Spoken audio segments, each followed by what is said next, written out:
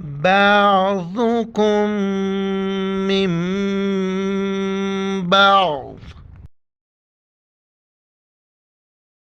السلام علیکم ورحمۃ اللہ وبرکاتہ۔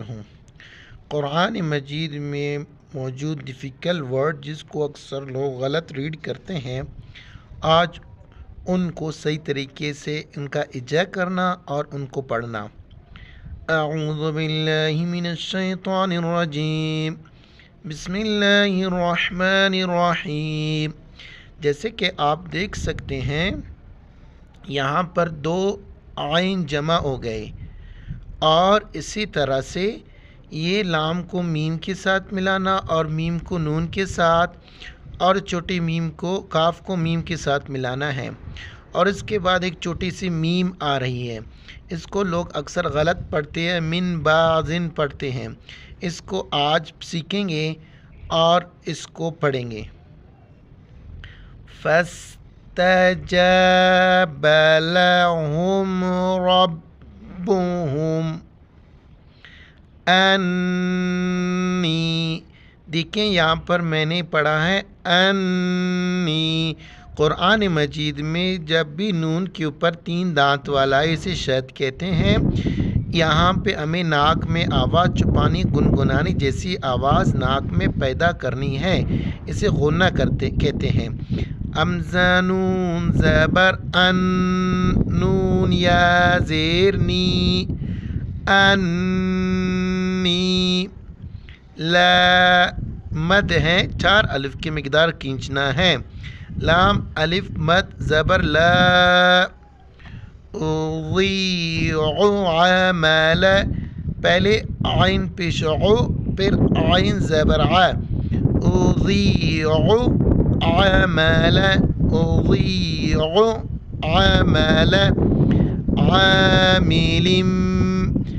جیسے کہ میں نے بتایا یہاں پہ نون کے اوپر شد ہے، غنہ کرنا ہے۔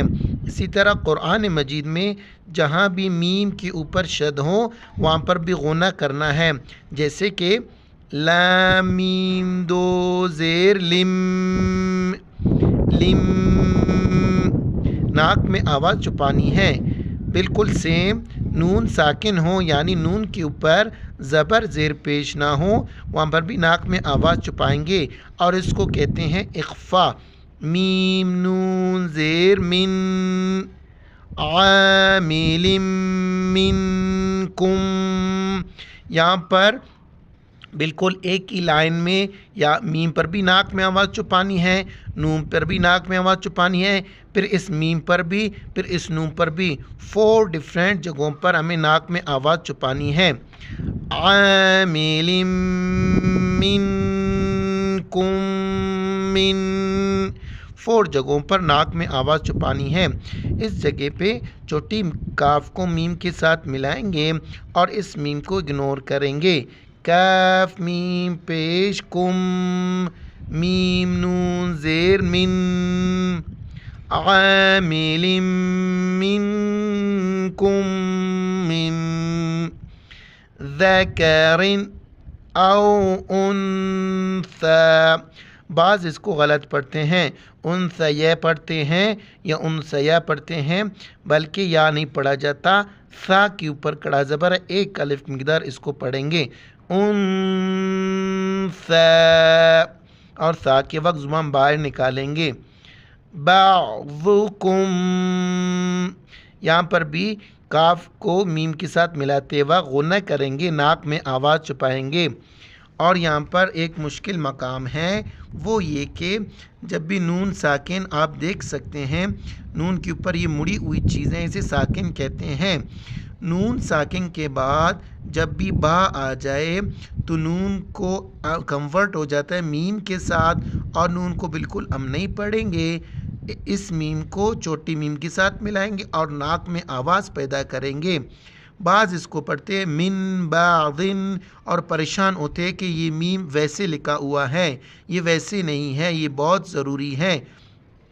من بعضن، من بعضن، جب وقف کریں گے من بعض، امید ہے کہ آپ بہت کچھ سیکھا آج کے سبق میں. آگے شیئر کریں، اسی طرح کے ویڈیو ہم آپ کے ساتھ شیئر کریں گے. السلام علیکم ورحمۃ اللہ وبرکاتہ.